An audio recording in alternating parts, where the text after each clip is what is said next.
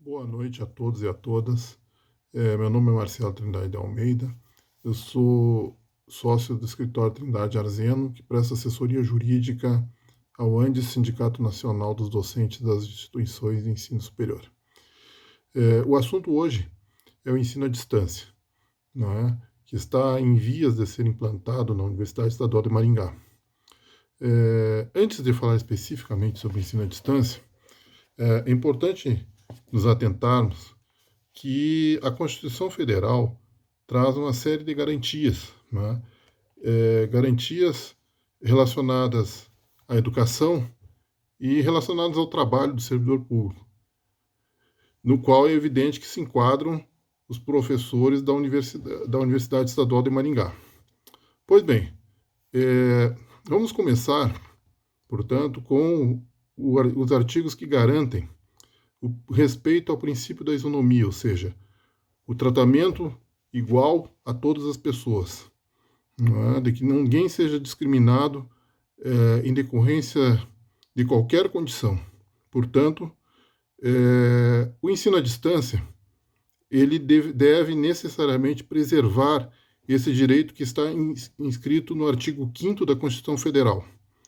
Mas mais ainda, não é?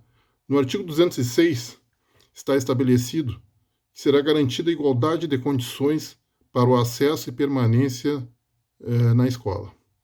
Na universidade também, é evidente, ele deve ser interpretado de forma ampla. E no artigo 208, nós temos um dispositivo que garante o acesso ao ensino obrigatório e gratuito como direito público subjetivo de todo cidadão brasileiro. E o ensino à distância nos parece uma solução excludente para aquela pessoa que não tem uma condição adequada, não tem espaço adequado, não tem material adequado, não tem equipamento adequado.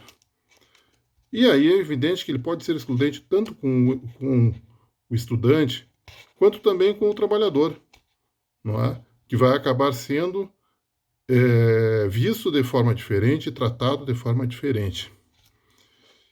No caso específico que está sendo implantado, de ensino à distância na universidade, aliás, o trabalho à distância, como vem sendo colocado em vários locais, às pressas, como se não houvesse nenhuma legislação que tratasse do assunto, como se não houvesse dispositivos constitucionais que garantem direitos mínimos, ele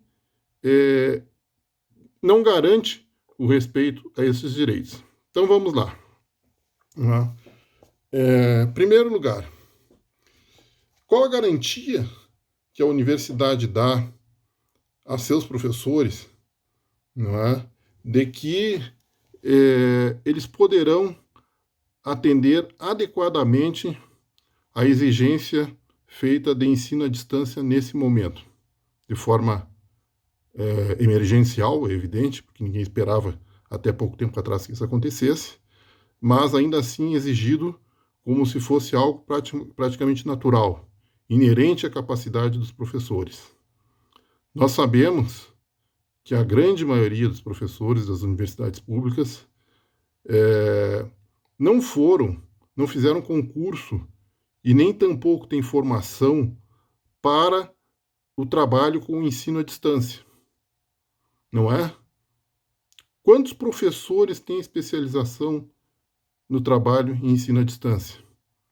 Sem sombra de dúvida, podemos dizer que são muito poucos. Isso simplesmente é ignorado. E, ao mesmo tempo, nós vemos que são trazidas exigências em que os professores, como se os professores tivessem ampla capacidade de ministrar o ensino à distância. E aqui nós temos que abrir um parênteses para explicar que ensino à distância tem diferença de trabalho remoto. Trabalho remoto é aquele que eu posso fazer presencialmente ou não. Não exige a minha presença. Eu posso fazer na minha casa, posso fazer em outro local. E fazer esse trabalho da mesma forma e apresentar ele no momento certo. Ensino à distância, não. Ensino à distância é outra coisa. Ele exige formação própria, uma técnica própria para dar as aulas e fazer avaliações e tudo mais dos estudantes. Vejam que, inclusive, nesse sentido, eu até vou ler isso, existe um decreto, o 9.057, de 25 de maio de 2017, que ele conceitua o que seria educação à distância. E ele diz o quê? Educação à distância é a modalidade educacional na qual a mediação didático-pedagógica nos processos de ensino e aprendizagem ocorre com a simulação de meios e tecnologias de informação e comunicação com pessoal qualificado, com políticas de acesso, com acompanhamento e avaliação compatíveis, entre outros. E desenvolva atividades educativas por estudantes e profissionais da educação que estejam em lugares e tempos diversos. Portanto, não é a mesma coisa, é evidente. Exige, sim, formação, exige qualificação específica para tanto. Não é? E vejam vocês que, surpreendentemente, vendo a regulamentação que foi aprovada pelo Conselho de Ensino e Pesquisa da UEM, no seu artigo 3º, nós encontramos o parágrafo 9º que diz o quê?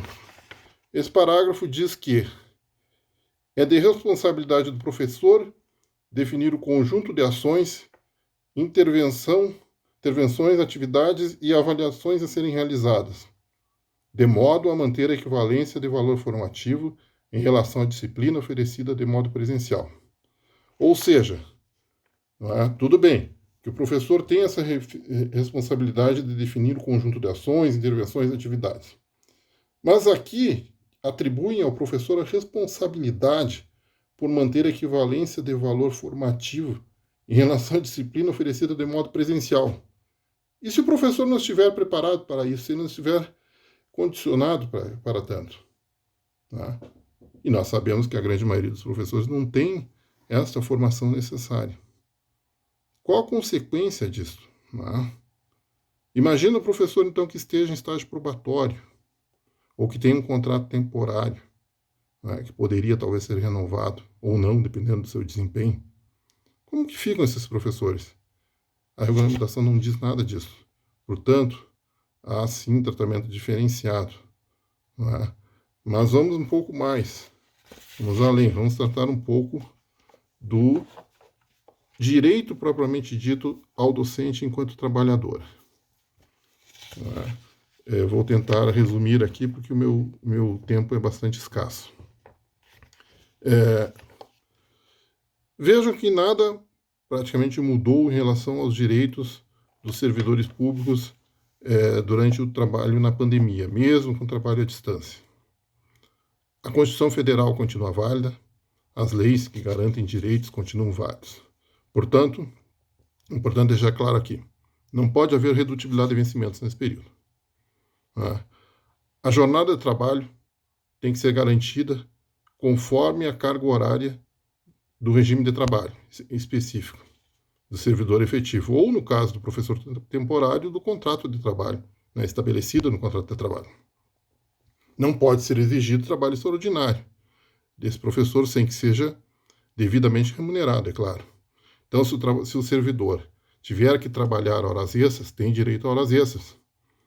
Se houver trabalho noturno, que é aquele após as 10 horas da noite até as 5 horas da manhã, esse trabalho tem que ser remunerado adequadamente.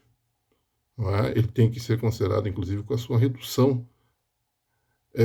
Portanto, fica garantido todos os direitos relacionados ao trabalho noturno também. Mais ainda, intervalo para repousos entre cada aula. Bom, se já existe no trabalho presencial, tem que existir também no ensino à distância, é evidente. Não é? Condições de trabalho, aqui é algo que chama bastante atenção. Vamos imaginar que o professor, assim como os estudantes, é claro, mas nós estamos tratando dos professores, é claro, né? O professor resida num local que não tenha sinal adequado da internet. Como a universidade vai equalizar isso? Se ele não puder trabalhar? E quais as consequências para a sua carreira? Isso tem que ser levantado. E se esse professor não estiver devidamente capacitado para utilizar as ferramentas necessárias para ministrar essas aulas, para fazer esse trabalho? Quem vai garantir o direito desse professor ao trabalho e o respeito ao seu trabalho? Pois ele não tem essa formação, ele não foi não fez concurso, inclusive, para isso, não foi exigido a ele, inclusive, quando fez o concurso, que tivesse essa formação. O que vai acontecer com esse professor? Não fica muito claro em nenhuma regulamentação.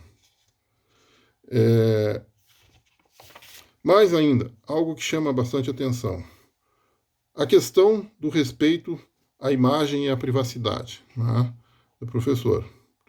O ambiente virtual, nós sabemos que ele é bastante inseguro. Ele não garante segurança às pessoas que estão ali, principalmente aquelas que não estão devidamente preparadas para tanto. O artigo 5º da Constituição, em seus incisos 10 e 5º também, garante o direito à imagem e à privacidade. Pois bem, por mais que a resolução possa dizer que é proibido gravar, quem garante que um professor não possa ter uma parte da sua aula gravada, inclusive utilizada fora de contexto na internet? Como fica, por mais que tenha proibição, a situação deste professor caso isto ocorra? Principalmente se for feita uma gravação por alguém que talvez nem seja da universidade e que consiga o acesso, não é? Não há essa garantia ali, né, quanto ao direito da imagem. Portanto, me parece, na realidade, que o ensino à distância, da maneira como está sendo colocado, ele não fere, ele não pode ferir direitos garantidos na Constituição Federal, garantidos na lei, mas ele não dá a garantia necessária em vários aspectos, e um deles é o direito de imagem. O direito também à liberdade de cátedra e liberdade de expressão.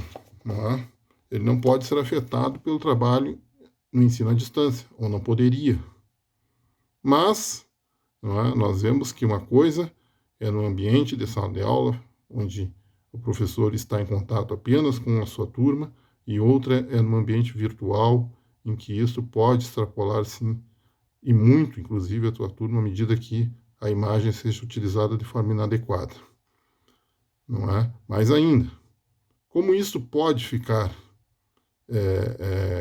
ser verificado, inclusive, pela própria instituição, será que aquilo que o professor, inclusive, disser em sala de aula não será utilizado, inclusive, para desrespeitar até mesmo o seu direito à liberdade de expressão?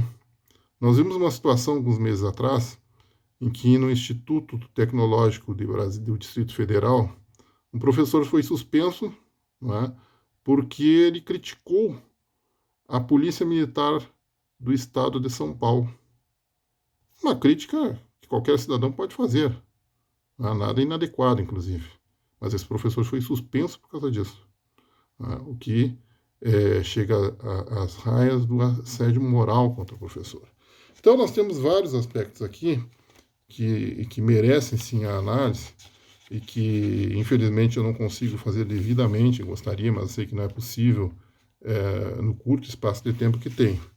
Mas quero deixar aqui, portanto, essas palavras, não é?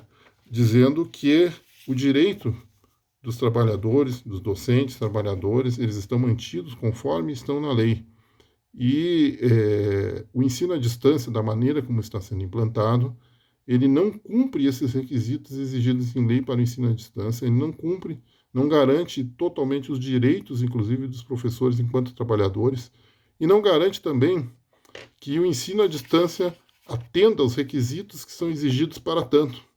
Existe, inclusive, uma regulamentação do ensino à distância, que eu falei anteriormente, quando eu citei o decreto 9.057, e que regulamenta a matéria, que exige, por exemplo, que para ser implantado o ensino à distância, tenha um plano pedagógico próprio e que seja previsto no ano anterior. Bom, como vocês sabem, isso está sendo ignorado, como se essa portaria do MEC não tivesse validade nenhuma. Ela autoriza o ensino à distância, mas traz algumas exigências e estas exigências não foram revogadas, não é? Então, era isso que eu queria deixar aqui a vocês, nessas poucas palavras, né? Eu já me estendi bastante, quero agradecer